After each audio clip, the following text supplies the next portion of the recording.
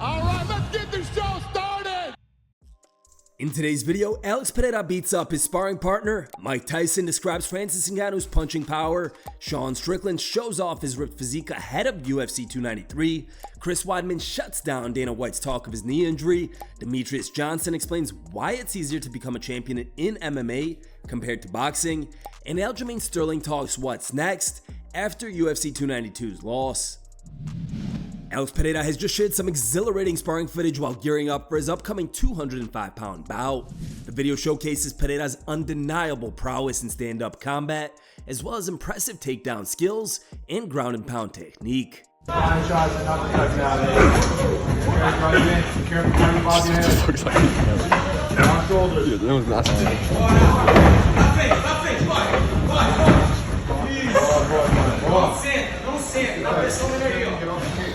Meu Deus, o cara me bateu em cima, agora deixa eu me derrubar.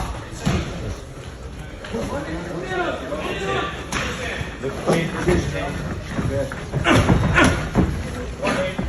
Watch out for that.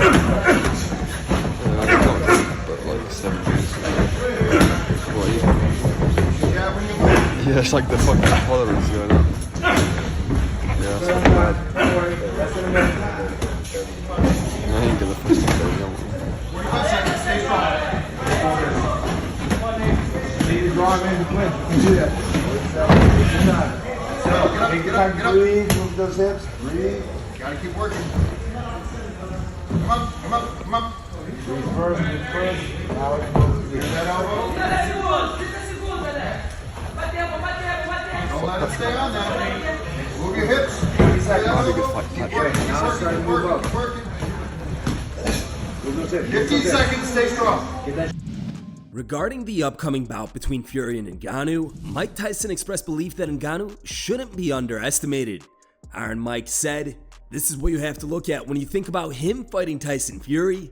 Conor McGregor went 11 or 10 rounds with Floyd Mayweather, the greatest fighter of his generation, if not all time.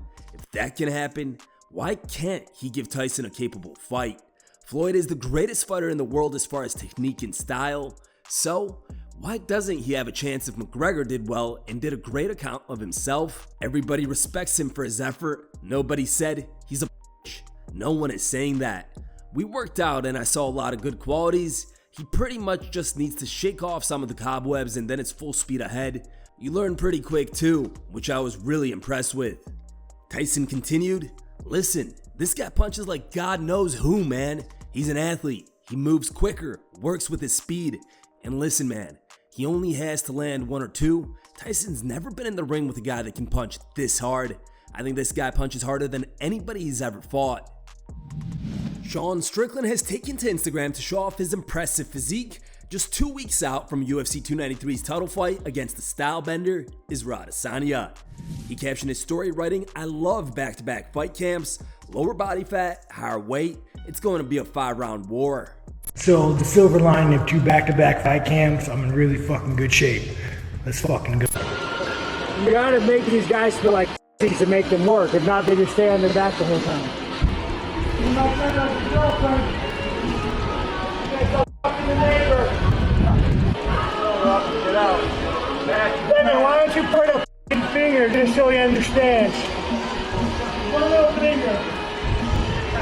Yeah, bro, like, it doesn't matter if you lose. It matters when you quit. When you got your back and you have a 30 seconds on the clock and you're just sitting there holding on, that's you mentally quitting. Contrary to Dana White's statement, Chris Weidman's knee injury at UFC 292 was not as severe as initially believed. During the post-fight press conference, Dana said Weidman had suffered a terrifying ligament tear and should retire from fighting. However, Weidman has since refuted these rumors on his podcast, Won't Back Down, where he also shared the results of his post-UFC 292 MRI and discussed his recovery timeline. I got some MRIs. I got MRIs done on my tibia and fibula on both legs. Got MRIs on both my knees, x-rays. And I've been waiting for results, and I got the results back. There was a lot of speculation through the UFC. The doctor from the UFC told Dana White right away that I tore my ACL and my LCL. I was always like, I don't know where they're getting that from, because right after the fight, They didn't move my leg around. They didn't like test anything. My legs were super swollen, so we got ice on them, and that was it. So I don't know where they were getting that from, but I didn't think my ligaments were torn. And guess what? Who was right? I was right. There was no ligament tears at all. So ACL, LCL, MCL, PCL, all those L's that you do not want to tear, because that's like 6 months to a year of recovery. And God knows I cannot handle another injury like that where I'm out for that long. What did happen to me, though, is I have a fracture on my left leg. So I guess he broke my leg with one of those leg kicks in the first or second round. And recovery-wise, it's not bad at all. 4 weeks. 4-week recovery. That's it. Via Twitter, Aljamain Sterling has finally spoke out on plans following his defeat to Sean O'Malley at UFC 292, saying, "One thing's for certain, I 1000% want a rematch with O'Malley based on all the work and former champions I've beaten, but if their team avoids taking a risk with me, like I did for them, then the next person to get a title shot is Merab Dvalishvili, 100. Aljo also said this on his YouTube channel. And I think it'd be a great opportunity for Merab to get a title shot and to become the first Georgian champion. I think that'd be huge for him and his country. It'd be huge for us and our team. And of course, that would put me in limbo. I know people are gonna be like, well, what does that leave you, Aljo? Maybe I stick around at 35 and take like a fight or two, and then maybe I explore 45, or maybe I just go right to 45. Let's just see how things shape up before we just kind of start jumping to conclusions and getting all crazy with all this other stuff. In a recently recorded TikTok clip, former UFC champion Demetrious Johnson said that he believes becoming a champion in mixed martial arts is easier than compared to boxing. Hear it from Mighty Mouse himself. Say that mixed martial arts is the easiest sport to become a champion in, because when you fight boxing, it's boxing. Every person you fight in boxing is going to be good at boxing. Everybody you fight in kickboxing is going to be good at kickboxing. When you do mixed martial arts, you're going to have people who have significant big holes in them, right? You have a guy like Alex Pereira, he's 6-1, now he's 7-1. He's became a world champion in mixed martial arts, right? So for that person, they're both good at striking. But once somebody comes into mixed martial arts, they can have a huge hole in mixed martial arts and become a world champion, right? Like, they can have no wrestling experience and still become a world champion. You look at Brock Lesnar, he became a world champion in mixed martial arts and he had no stand-up experience whatsoever. So that's why I say mixed martial arts is the easiest sport to become a world champion in, because you can have deficiencies and still become a world champion.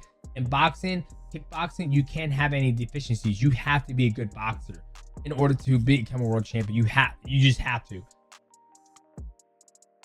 And here are the top 3 memes we found on the internet today. Third place was found over Reddit and was posted by a user named NotIWe. Our second place pick was found over Reddit and was posted by a user named Poaton. And our top picked meme of the day was found over Facebook and was posted by a user named Robert.